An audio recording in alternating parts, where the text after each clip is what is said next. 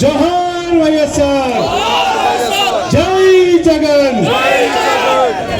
సామాజిక సాధికారత బస్ యాత్ర ఈరోజు రాయచోటి పట్టణంలో మరి ఇంత పెద్ద సంఖ్యలో ఈ బహిరంగ సభ విజయవంతం చేసిన ప్రతి ఒక్కరికి చేతులు జోడించి అందరికీ నా నమస్కారాలు తెలియజేసుకుంటున్నాను.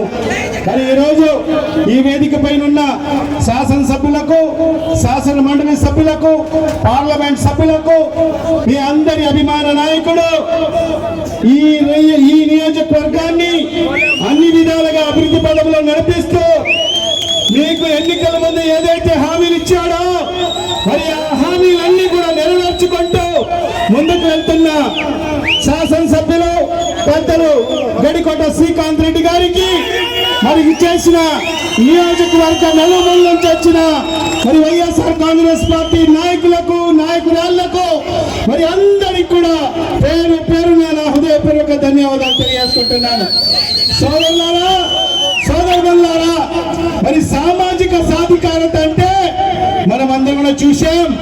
76 సంవత్సరాల ఈ భారతదేశ చరిత్రలో సామాజిక సాధికారత అనేది ఒక నినాదంగా ఉన్న పరిస్థితి నుంచి మరి ఈరోజు మన రాష్ట్రంలో వైఎస్ఆర్ కాంగ్రెస్ పార్టీ ప్రభుత్వం ఏర్పాటైన తర్వాత మనందరి ప్రియతమ నాయకుడు ఈ రాష్ట్ర ముఖ్యమంత్రి శ్రీ వైఎస్ జగన్మోహన్ రెడ్డి గారు ముఖ్యమంత్రిగా బాధ్యతలు స్వీకరించినప్పటి నాటి నుంచి కూడా మరి సామాజిక సాధికారత అనేది ఒక నినాదం కాదు, ఈ ప్రభుత్వం యొక్క విధానం అని చెప్పి చేసి చూపించిన నాయకుడు మన ముఖ్యమంత్రి శ్రీ వైఎస్ జగన్మోహన్ రెడ్డి గారు.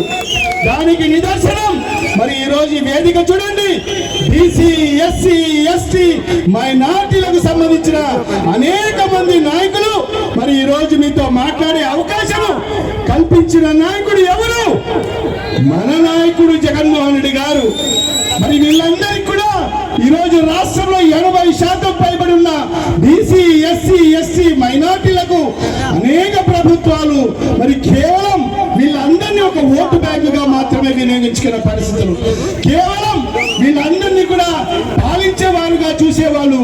కానీ ఇవాళ మన ముఖ్యమంత్రి గారు మరి ఈ రోజు ప్రభుత్వంలో వీళ్ళకందరికి కూడా భాగ్యస్వామ్యం కల్పించిన నాయకుడు మన ముఖ్యమంత్రి శ్రీ వైఎస్ జగన్మోహన్ రెడ్డి గారు. మరి సామాజిక సాధికారత అంటే సమాజంలో అందరూ కుండకోకూడదు, సమాజంలో ప్రతి ఒక్కరు కూడా గౌరవంగా సమానంగా బతకాలని చెప్పి ఈరోజు మన ముఖ్యమంత్రి గారు ప్రతి పేదవాడి ఇంటి బిడ్డ కూడా ఉన్నత చదువుకోవాలని చెప్పి ఈరోజు నాడు నేడు ద్వారా ఈరోజు ప్రభుత్వ బడులన్నీ కూడా ఈరోజు పేదల అకౌంట్లో వేస్తే దాంట్లో సింహ భాగమైన ఈరోజు 80% బీసీ, ఎస్సీ, ఎస్టీ, మైనార్టీల పేదల అకౌంట్లో పడిన సందర్భంగా ఈ సందర్భంగా మీకు అందరికీ తెలియజేసుకుంటున్నాను. గతంలో ఎవరు కూడా ఈ వర్గాలను ఎందుకు ముందుకు తీసుకురాని పరిస్థితి మరి మనం చూస్తున్నాం. చంద్రబాబు నాయుడు అనే వ్యక్తి బీసీల ఓట్లతో నెక్కి ఎస్సీల ఓట్లతో నెక్కి, ఎస్టీల ఓట్లతో నెక్కి, మైనార్టీల ఓట్లతో నెక్కి మరి ఏ విధంగా ఈ వెనుకబాటు గురైన ఈ సామాజిక వర్గాలకు ఏ విధంగా అణగదొక్కాడో మనమందరం సాక్షులు అని చెప్పి కూడా ఈ సందర్భంగా తెలియజేసుకుంటున్నాం. మరి అదే విధంగా చంద్రబాబు నాయుడు అనే వ్యక్తి బీసీల పార్టీ అంటాడు, మా పార్టీ బీసీల పార్టీ అంటాడు. బీసీలు అంటే తెలుగుదేశం పేటెంట్ అంటాడు. కానీ 14 ఏళ్ళు ఆయన ముఖ్యమంత్రిగా ఉన్నాడు. ఏనాడైనా బీసీల గురించి ఆలోచన చేశాడా? మన ఓట్లతో గద్దెనెక్కి మనల్ని మోసం చేశాడు, బీసీలను మోసం చేశాడు, ఎస్సీలను మోసం చేశాడు, మైనార్టీలను మోసం చేశాడు. అందరినీ మోసం చేసిన వ్యక్తి చంద్రబాబు నాయుడు అయితే మరి ఈరోజు మన అందరి ప్రియతమ నాయకుడు ఈ రాష్ట్ర ముఖ్యమంత్రి మరి ఈ అణగారిన వర్గాలు, వెనుకబడిన వర్గాలు, బీసీలు, ఎస్సీలు, ఎస్టీలు, మైనార్టీలు వీళ్ళందరూ కూడా అణగారిన వర్గాలు కాదు, వెనుకబడిన వర్గాలు కాదు. వీళ్ళు ఈ ప్రభుత్వానికి వెన్నుముక్క కులాలని చెప్పి ఈరోజు చెయ్యి పట్టుకుని నడిపిస్తున్న నాయకుడు మన ముఖ్యమంత్రి శ్రీ వైఎస్ జగన్మోహన్ రెడ్డి గారు. మరి అలాంటి వ్యక్తి మనకు ముఖ్యమంత్రిగా కావాలా, లేక వెన్నుపోటు పొడిచే నాయకుడు వల్ల మనకు ముఖ్యమంత్రి కావాలా? ఒక్కసారి ప్రజలందరూ కూడా ఆలోచన చేయాల్సిన అవసరం అయింది. మరి ఈరోజు ముఖ్యమంత్రి కావాలా బీసీలకు, ఈరోజు బీసీ ఎస్సీ ఎస్టీ మైనార్టీలకు తన మంత్రివర్గంలో ఈరోజు 25 మంది మంత్రులు ఉంటే దాంట్లో 17 మంది బీసీ ఎస్సీ ఎస్టీ మైనార్టీలకు సంబంధించిన వ్యక్తులు. 70% ఈ వర్గాలకు ఇచ్చిన ఘనత ఒక జగన్మోహన్ రెడ్డి గారిది. అదేవిధంగా 5 ఉప ముఖ్యమంత్రులు ఉంటే దాంట్లో అవకాశం ఇవ్వడం జరిగింది. మరి రెండో పర్యాయం గెలిచిన తర్వాత తన మొట్టమొదటి మంత్రివర్గంలో నాకు అవకాశం ఇచ్చాడు. మంత్రిగా అవకాశం ఇవ్వడమే కాదు, ఈ రాష్ట్రానికి ఉప ముఖ్యమంత్రి. ఇది ఒక చరిత్ర. దేశంలో ఏ రాష్ట్రంలో కూడా ఒక మైనార్టీకి ఉప ముఖ్యమంత్రి ఇచ్చిన దాఖలాలు లేవు. మరి అలాంటిది నన్ను ఒక సామాన్యమైన వ్యక్తిని మరి ఈ రోజు ఈ రాష్ట్రానికి ఉప ముఖ్యమంత్రి ఇచ్చి తన పక్కన కూర్చోబెట్టుకున్నాడు. మనకి ఆత్మగౌరవం సాలదా? మరి అదే కాదు, ఈ రోజు నలుగురికి ఎమ్మెల్యేలకు అవకాశం ఇచ్చాడు, నలుగురికి శాసన మండలిలో అవకాశం ఇచ్చాడు. ఉమ్మడి ఆంధ్రప్రదేశ్ ఉన్నప్పుడు శాసన మండలిలో డిప్యూటీ చైర్మన్. ఇది కూడా ఒక చరిత్ర రాయాలంటే ఒక్క వైఎస్ కుటుంబానికే సాధ్యమవుతుంది. క్షేత్ర స్థాయి నుంచి ఒక వార్డు మెంబర్ నుంచి మరి ఈ రోజు ఉప ముఖ్యమంత్రి వరకు మరి ఈ రోజు మైనార్టీలను మరి మన ముఖ్యమంత్రి గారు పెద్దపీట వేయడం జరిగింది. దానికి నిదర్శనం మరి ఈ రోజు రాయచోటి పట్టణానికి సంబంధించిన ఒక సామాన్యమైన వ్యక్తి ఫయాజ్ గారు ఈరోజు మున్సిపల్ చైర్మన్ చేయడము. ముఖ్యమంత్రి ఒక మనసున్న ప్రభుత్వానికి మనమందరం కూడా అండగా ఉండాల్సిన అవసరం ఉంది. మరి వెనుకబడిన వర్గాలు బీసీ ఎస్సీ ఎస్టీ మైనార్టీలు జగన్మోహన్ రెడ్డి గారికి అండగా ఉండాల్సిన అవసరం ఉంది. మరి ఈరోజు నా బీసీలు, నా ఎస్సీలు, నా ఎస్టీలు, నా మైనార్టీలు, నా పదానికి నిర్వచనం చెప్పిన వ్యక్తి మన ముఖ్యమంత్రి శ్రీ వైఎస్ జగన్మోహన్ రెడ్డి గారు. మరి అలాంటి వ్యక్తిని మరొక్కసారి మనం ముఖ్యమంత్రి చేసుకుంటామా లేదా? ఇది రాయలసీమ పౌరుషానికి పుట్టిన గడ్డ జగాలి. మరి అదే తరహాలో మీ శాసనసభ్యుడు మరి ఈరోజు మీకు ఎన్నికల్లో ఎన్ని హామీలు ఇచ్చాడో ఆ హామీలన్నీ కూడా పూర్తి చేశాడు. నిజంగా నేను కూడా ఆశ్చర్యపోతున్నాను.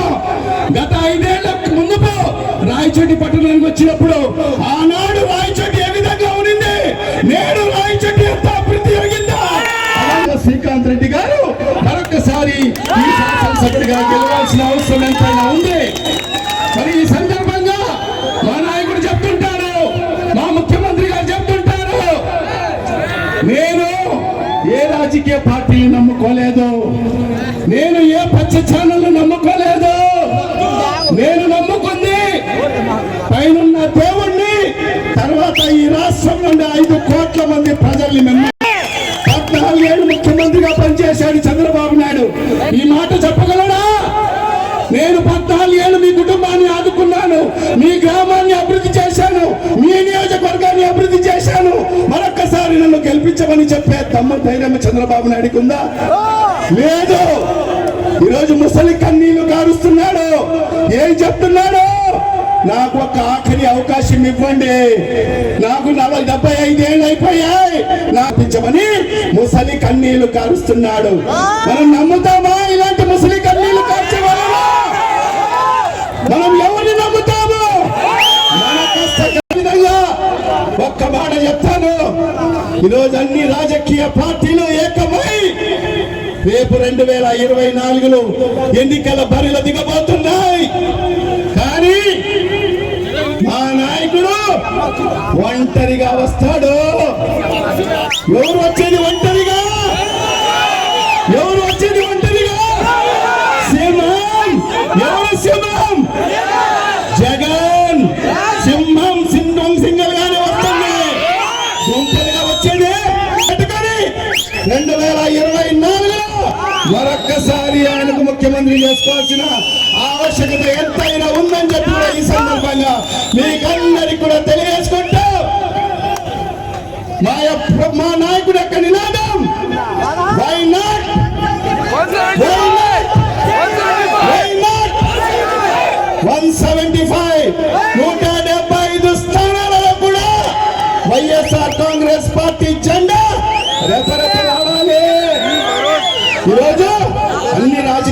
పార్టీల నాయకులు వాళ్లకు 175 నియోజకవర్గాల అభ్యర్థులు కూడా లేరు. వాళ్ళందరూ కూడా ఎదురు చూస్తున్నారు. ఎందుకు ఎదురు చూస్తున్నారంటే జగన్మోహన్ రెడ్డి గారు ఎవరిని టికెట్లు లేదంటారో వాళ్ళందరూ కూడా మా పార్టీలో వస్తారు, వాళ్ళకు టికెట్లు ఇవ్వాలని చెప్పి ఎదురు చూస్తున్నారు. కానీ ఇవాళ మా నాయకుడు ఒక మాట చెప్పాడు. మరి ఈరోజైతే ప్రజలు ఎవరిని ఆదరిస్తారో ఒక్క సంవత్సరం ముందు నుంచి మరి ఇవన్నీ కూడా మీరు గమనించండి. ఖచ్చితంగా ఈరోజు ఏ ప్రభుత్వం ఏ నాయకుడు మనకు అండగా ఉన్నాడు, మరి ఏ నాయకుడు మనకు ప్రతి నిత్యం మనకు అందుబాటులో ఉన్నాడు అనేది మీరందరూ కూడా ఆలోచన చేసి ఖచ్చితంగా రేపు 2024లో జరగబోయే మహా సంగ్రామం ఎవరి మధ్య జరుగుతుంది? పేదల మధ్య, పెత్తందారుల మధ్య. రేపు 24 ఎన్నికలు యుద్ధం పేదల మధ్య, పెత్తందారుల మధ్య. పేదల పక్షాన ఉన్న పార్టీ ఏది? వైఎస్ఆర్ కాంగ్రెస్ పార్టీ.